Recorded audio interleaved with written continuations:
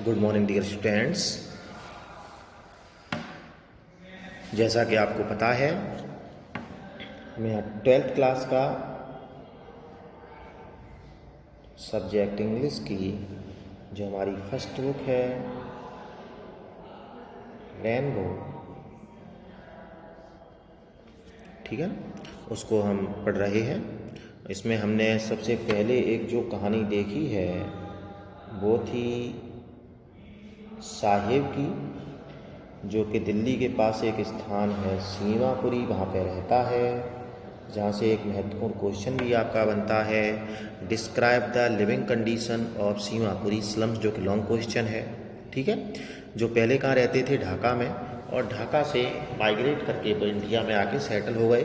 और ढाका छोड़ने का रीज़न क्या था, क्योंकि वहाँ पे लगातार तूफान आते थे जो उनके घरों को, उनके फसलों को नष्ट कर देते थे।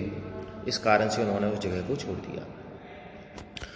उसके बाद जो सेकंड पार्ट हमने दूसरा इसमें एक कहानी देखी है वो है एक लड़का जिसका नाम है मुकेश, जो कि एक स्थान है फिरोजाबाद, वहाँ पे रहता है। Firozabad is famous for which, आपको पता होगा कि Firozabad is famous for its bangles. Okay, तो मुकेश का जो कैरेक्टर है वो कहता है कि I want to be a motor mechanic, I want to drive a car, I want to learn to drive a car, मैं कार चलाना सीखना चाहता हूँ, मोटर मैकेनिक बनना चाहता हूँ। लेखिका कहती है कि इसका ये सपना जो है मुझे धूल से भरी हुई फिरोजाबाद की गलियों में एक मरीचिका के समान प्रतीत होता है, जिसके पूरे होने की संभावना बहुत कम है, ठीक है। मरीचिका के समान प्रतीत होता है, जिसको पास से हम जा करके देखते हैं तो वहाँ पे कुछ भी नहीं होता, दूर से लगता है पानी भरा है, तो मतलब वहाँ पे क्या हुआ कि वो एक इम्पॉसिबल है उसका पूरा होना। तो ये हमने सीख लिया था। हमने यहाँ पे पढ़ा था कि फिरोजाबाद का जो प्रत्येक परिवार है वो चूड़ी बनाने में व्यस्त है। उन्होंने कांच को जोड़ते हुए, चूड़ियाँ बनाते हुए इस देश की महिलाओं के लिए अपनी पीढ़ियों को गुजार दिया है, और मुकेश का परिवार भी उन्हीं में से एक है। वो कह रहे, यहाँ पे बताया लेखिका ने कि बिना प्रकाश और बिना हवा वाली अंधकार युक्त उन कोठरियों में, उच्च तापमान वाली भट्टियों के पास में लगभग 20,000 बच्चे जो हैं वो वहाँ पे काम कर रहे हैं। ये गैरकानूनी है, ये बात उनमें से कोई भी नहीं जानता है कि यदि कानून लागू कर दिया जाए तो मुकेश के साथ साथ उन सभी 20,000 बच्चों को उन भट्टियों के पास से निकाला जा सकता है। तो एक दिन जब मुकेश मुझे अपने घर ले जाने का प्रस्ताव रखता है तो बहुत प्रसन्न हो जाता है, तो मैं उसके साथ उसके घर जाती हूँ। लेखिका ने बताया कि we walk down stinking lanes, हम उन बदबूदार गलियों से गुजरते हैं, चॉक्ड विद गार्बेज यानी जो कचरे से भरी पड़ी हैं, पास्ट होम्स यानी हम उन घरों से गुजरते हैं, दैट रिमेन्स हॉवल्स जो गंदे पड़े हैं, विद क्रम्बलिंग वॉल्स यानी जिनकी दीवारें जर्जर हैं, वॉबली डोर्स जिनके दरवाजे डगमगाते हुए हैं, जिनमें खिड़कियां नहीं हैं, क्राउडेड विद फैमिलीज जिनमें परिवारों की भीड़ है, क्राउड है, ऑफ ह्यूमन्स एंड एनिमल्स को एग्जिस्टिंग इन अ प्रिमेबल स्टेट यानी मनुष्य और जानवरों के परिवार प्रिमेबल यानी प्राचीन स्टेट में, पुरातन अवस्था की तरह साथ साथ को एग्जिस्ट यानी साथ साथ रह रहे हैं। यहाँ तक हमने पढ़ लिया था। अब देखते हैं इसके आगे का जो पोर्शन है उसको।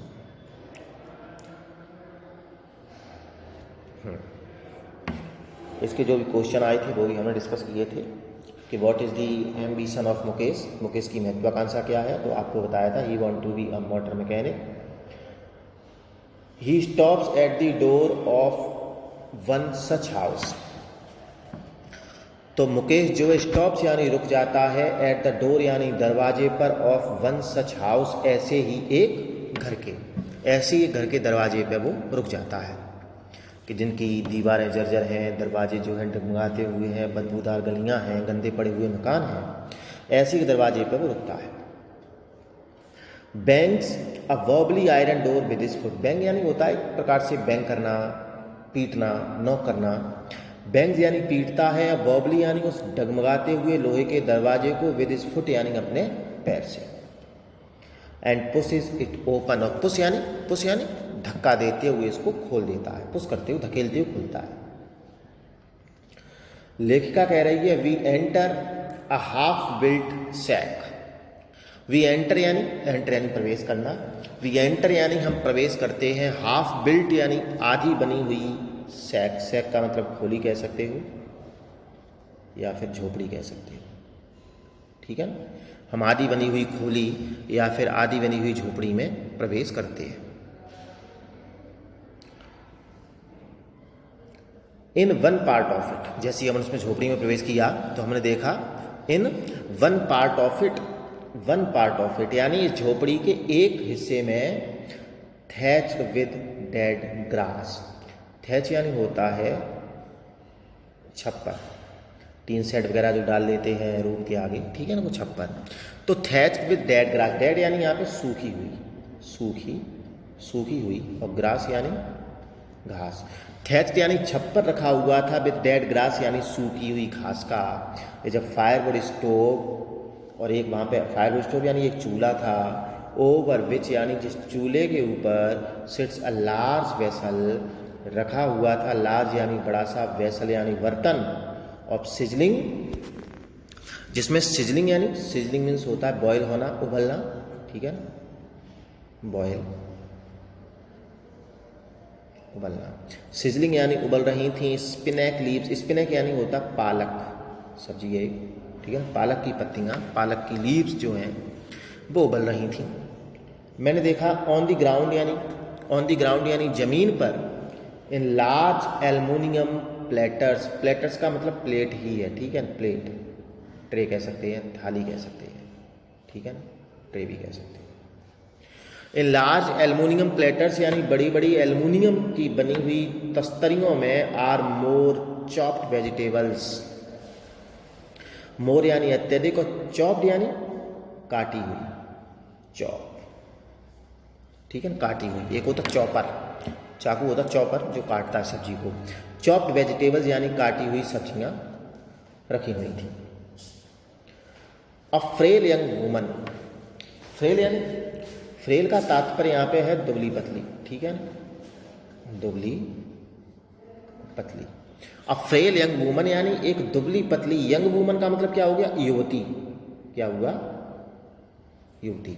अ फ्रेल यंग वुमन एक दुबली पतली युवती इज कुकिंग द इवनिंग मील, मैंने देखा कि वो भोजन पका रही है, मील यानी भोजन, ठीक है, फॉर दी होल फैमिली, किसके लिए, पूरे ही परिवार के लिए दुबली पतली एक युवती जो भोजन पका रही है। थ्रू आईज, अपनी आँखों से, फिल्ड विद स्मोक, वो आँखें जो फिल्ड यानी भरी हुई थी, विद स्मोक यानी धुएं से, चूल्हे के पास बैठी थी, धुएं से भरी हुई अपनी आँखों से, सी स्माइल्स यानी वो मुस्कराती, जैसे उसने मुझे देखा वो मुस्कराती है। सी इज द वाइफ, वह पत्नी है, ऑफ मुकेशेज एल्डर ब्रदर, मुकेशेज यानी मुकेश के, एल्डर ब्रदर यानी बड़े भाई की, वो मुकेश के बड़े भाई की पत्नी है। नॉट मच ओल्डर, जो ज़्यादा, नॉट मच अधिक, नॉट यानी नहीं, जो ज़्यादा, ओल्डर यानी बड़ी नहीं है, इन ईयर्स यानी वर्षों में, अगर उम्र में देखा जाए, वर्षों में देखा जाए तो उसकी उम्र ज़्यादा नहीं है, लेकिन सी हैज बिगन, उसे अब बिगिन की थर्ड फॉर्म है बिगन, सी हैज बिगन, उसे अब शुरू हो गया है, टू कमांड रेस्पेक्ट, कमांड यानी मिलना, रेस्पेक्ट यानी सम्मान, एज दी बहू, उम्र में तो बड़ी नहीं है लेकिन क्योंकि वो उस घर की बहू है तो एज दी बहू यानी बहू के रूप में उसको सम्मान मिलना प्रारंभ हो गया है। The daughter in law of the house का तात्पर्य क्या हुआ, बहू। The daughter in law of the house यानी उस घर की बहू के रूप में, घर की पुत्र वधू के रूप में उसको सम्मान मिलना प्रारंभ हो गया है। Already in charge of 3 man,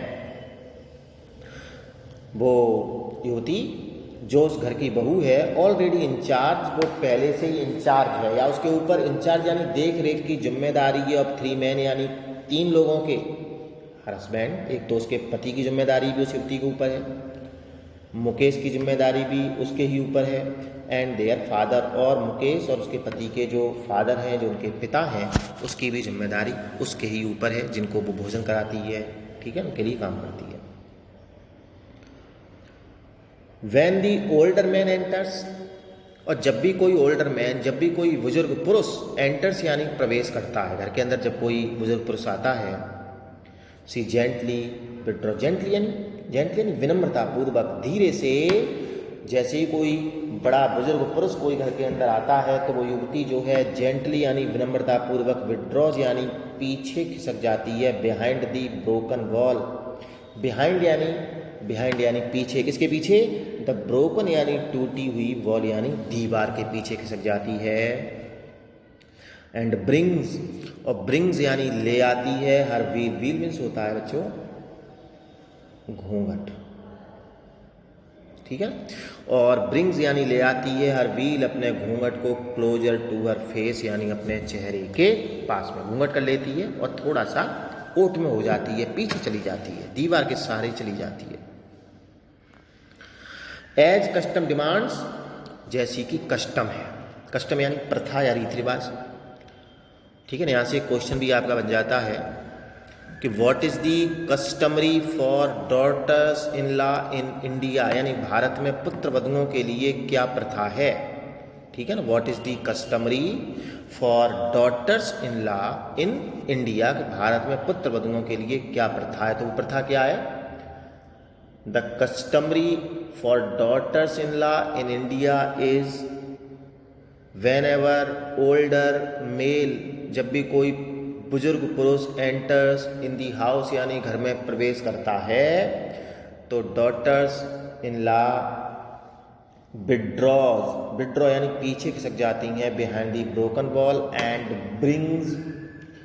bring their veil over her face, अपने चेहरे के ऊपर वो घूंघट को ले आती हैं, ठीक है। तो ये प्रथा है। आगे देखते क्या है। इन दिस केस, और इसी केस में, इसी अवस्था में, द एल्डर यानी वो बुजुर्ग, एल्डर यानी वो बुजुर्ग जो मुकेश का और उसके हस्बैंड का जो फादर है, इज एन इम्पॉवरिस्ट, इम्पॉवरिस्ट यानी एक कह सकते हैं निर्धन, ठीक है ना, आप कह सकते हो गरीब, बहुत ही गरीब बैंगल मेकर है, चूड़ी बनाने वाला है। Despite long years of hard labour, अब ये डिस्पाइट क्या है, डिस्पाइट का तात्पर्य है के बावजूद भी, ठीक है ना। एक शब्द और आता है इन स्पाइट ऑफ, ये भी डिस्पाइट की जगह इन स्पाइट ऑफ का प्रयोग भी कर सकते हैं। Despite long years of hard labour, long years यानी लंबे वर्षों तक, हार्ड लेबर यानी कठोर परिश्रम करने के बावजूद भी, फर्स्ट एज अ टेलर, सबसे पहले तो उसने टेलर एक दर्जी के रूप में काम किया, देन अ बैंगल मेकर, उसके बाद एक चूड़ी बनाने वाले व्यक्ति के रूप में उसने कठोर परिश्रम किया, और फिर भी ही हैज फेल्ड यानी वो असफल हो गया है, to renovate a house, renovate a house, renovate का मतलब होता है रिनोवेशन करवाना, मरम्मत करवाना, अपने मकान की मरम्मत करवाने में असफल हो गया है।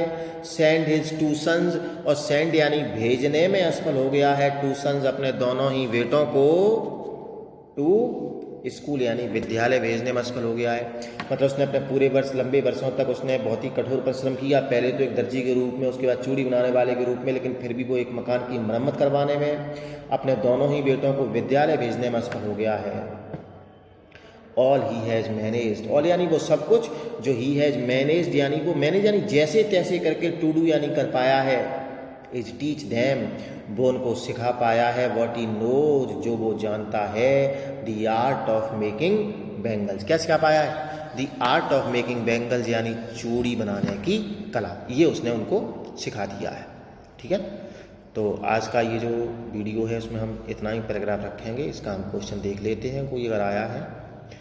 एक तो क्वेश्चन हमने ये देख ही लिया कि what is Mukesh is ambition, can it be realised, ये क्वेश्चन अभी आया नहीं है आपके, आगे आएगा, ठीक है ना। ये अभी नहीं आई है, आप आगे पढ़ेंगे। Describe the hazards of working in the glass bangles industry, ये ज़रूर आप जान सकते हैं कि कांच की चूड़ियों के उद्योग में काम करने के जो हैजार्ड्स हैं, जो खतरे हैं वो क्या हैं। ठीक है ना, कि ऑफन अक्सर करके वो लॉस देयर आई साइट, अपनी आंखें की रोशनी खो देते हैं। अभी थोड़ा इसके बारे में और भी हम इस लेसन के दौरान जिक्र करेंगे। ठीक है, पढ़ेंगे। चलो ठीक, आप इसको जो भी पैराग्राफ पढ़ाया उसको रिवाइज करें। और ऐसा नहीं है कि मुकेश के ही जो क्वेश्चन है वो पढ़ेंगे, जो साहिब के जो पार्ट से आपके जितने भी क्वेश्चन बने थे वो भी आप याद करेंगे। ठीक है, धन्यवाद।